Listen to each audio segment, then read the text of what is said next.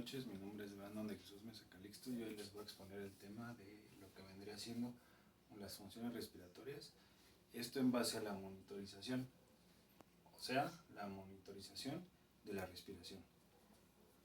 Por aquí les voy a comenzar a dar una pequeña introducción de algunos términos que vamos a ver, que en este caso sería que la función importante que tiene esta monitorización en cuanto a la respiración en un paciente engloba una gran importancia, porque con esto podemos determinar qué tanto grado de saturación de oxígeno se encuentra en el paciente, tanto la capnografía, en cuanto a un paciente que se encuentra en una unidad de UCI, que es una unidad de cuidados intensivos, que está asistido por un ventilador mecánico, hasta incluso en un quirófano, que son máquinas de anestesia.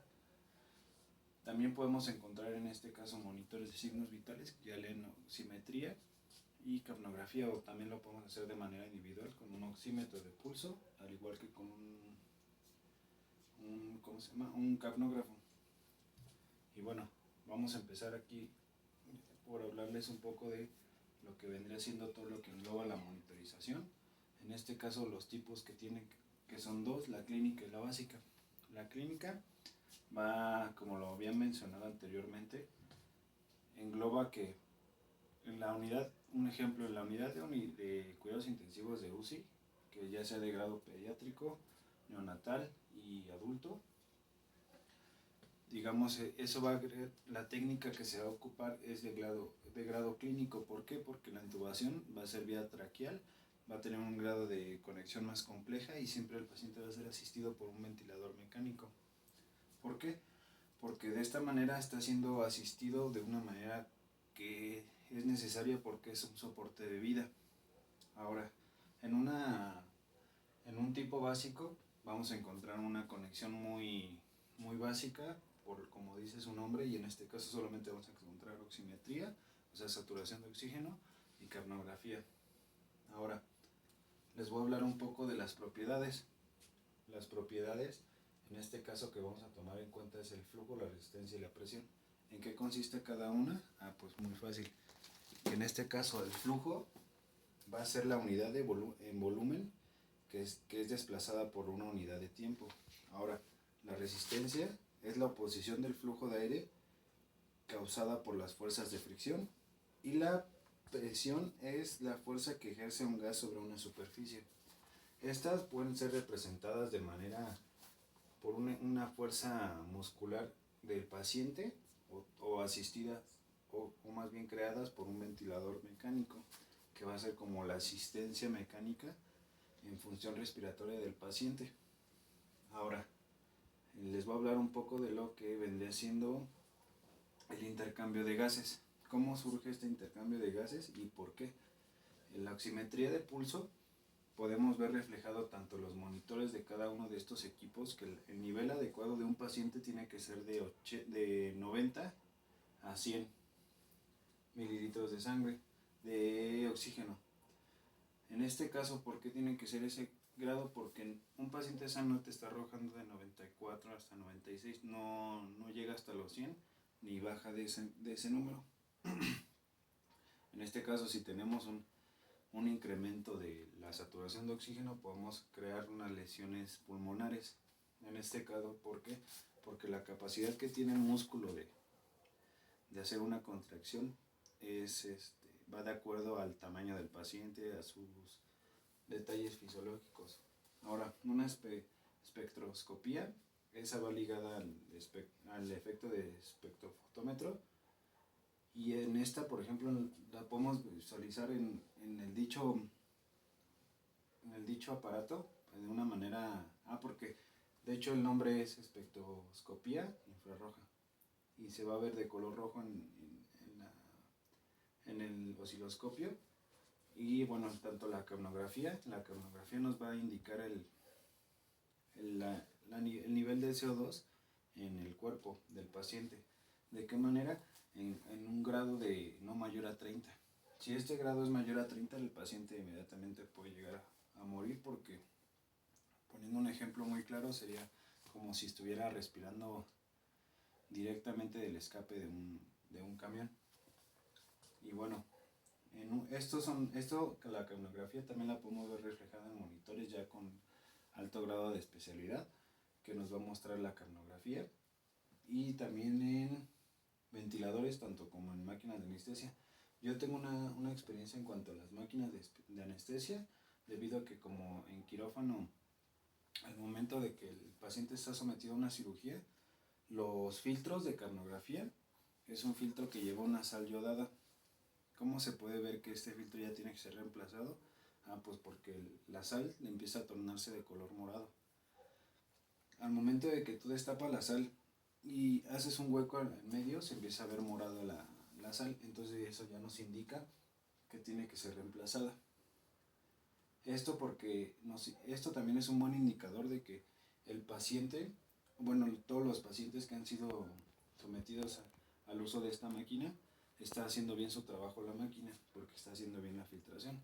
Y bueno, en estas máquinas también pueden ser asistidas como un tipo de ventilador mecánico. ¿De qué manera? Que la presión que debe de llevar la cavidad pulmonar, más adelante se las voy a explicar. Y bueno, para seguir con el tema, las técnicas que se manejan en una monitorización son las siguientes: presiones del ventilador, curvas del ventilador, agua extravacular, hemodinámica, que esta va ligada a la sangre, en cuanto son los flujos de sangre, por volumen, presión, y resistencia. Esta va a ser medida en milímetros de mercurio. El volumen pulmonar, qué tanto se puede llegar a expandir la cavidad pulmonar. Una tomografía, ¿de qué manera se puede ver? Pues que en la tomografía nos va a arrojar, en cuanto a la impedancia eléctrica, cuánto va a ser en este caso hablando de respiración, su grado de monitorización o su tabla de nivel de monitorización. ¿Por qué? Porque en este aparato puede ser hasta así. En este caso tiene que ser una tomografía no asistida por una resonancia magnética. Y bueno, como retomamos lo que vendría siendo en cuanto a las técnicas de la monitorización, un tema del que les iba a explicar era el volumen pulmonar, que va ligado a la mecánica de la respiratoria. Es decir, que esta es la capacidad, la cantidad de veces que respiramos y la cantidad de aire en litros que percibe nuestro cuerpo. Es decir, que un cuerpo estando en reposo llega a respirar de 12 a 15 veces por minuto. En ese lapso de minuto llega a consumir una cantidad de 6 a 7.5 litros de aire. Y se ha visto que en estudios de cuando el cuerpo se encuentra en estado de ejercitamiento y una alteración del sistema cardíaco, por lo tanto, esta persona va a llegar a respirar de 40 a 50 veces por minuto, llegando a una aspiración de 120 a 200 litros de aire por minuto. Pero ha habido casos en donde ciertas disciplinas, que depende de la demanda y depende de las características fisiológicas del paciente, no del paciente, sino de la persona, que han llegado a aspirar hasta 250 a 300 litros de aire por minuto. Y ahora, ¿por qué puse como ejemplo estos tres aparatos? Porque para mí yo considero que son los que más intervienen en todo el tema de la monitorización en función de la respiración. ¿Por qué? Porque en todo lo investigado siempre vamos a ver ligado un ventilador mecánico, porque es un aparato con bastante importancia en cuanto al soporte de vida en un paciente. Lo encontramos en muchas áreas. Tiene mediciones tanto invasivas como no invasivas, las máquinas de anestesia también, y el monitor, porque el monitor siempre nos va a ver reflejado los signos vitales del paciente. Tanto como les comentaba, que en monitor podemos encontrarlo también dividido en partes, que sería un oxímetro de pulso, o sea, un dedal oxímetro, y un capnógrafo, que también es individual. Ahora, otro tema también muy importante, no sé si lo mencioné, pero la importancia de todo esto y de que la técnica sea adecuada es de que evitemos de que, en dado caso de que el paciente tenga enfermedades, sabemos cómo reaccionar reaccionar o cómo observar estas señales y estas ondas de medida en un osciloscopio, que va a ser donde nos muestran las señales de cada bioseñal, en este caso cómo funciona la respiración. Ok, ahora para terminar la exposición les voy a hablar de lo que vendría a ser un término muy básico de lo que es la distensibilidad, que bueno, esta vendría siendo la relación del cambio de volumen de gas intrapulmonar y el incremento de la presión, y por lo tanto la resistencia pulmonar es la oposición, como lo habíamos comentado, de este flujo de aire intrapulmonar en cuanto a la presión. Ahora, pues ya para terminar sería todo, y nada más como un dato curioso sería que el ventilador pues trabaja literalmente como un pulmón para el paciente. Es como si asistiera completamente al paciente, y que bueno, lejos de todo esto habría otra técnica como para ayudar al paciente, que mecánicamente son unas bolsas que tienen una mascarilla aquí de inhalación. Las usan por los paramédicos para darles oxígeno a los pacientes, pero de una manera no tan rápida y prolongada. ¿Por qué? Porque, como lo habíamos dicho, cada persona tiene un diferente volumen pulmonar, y si excedes este volumen pulmonar puedes obviamente causar lesiones. Espero que se haya entendido un poco, y esto es todo por mi parte, y muchas gracias por la atención.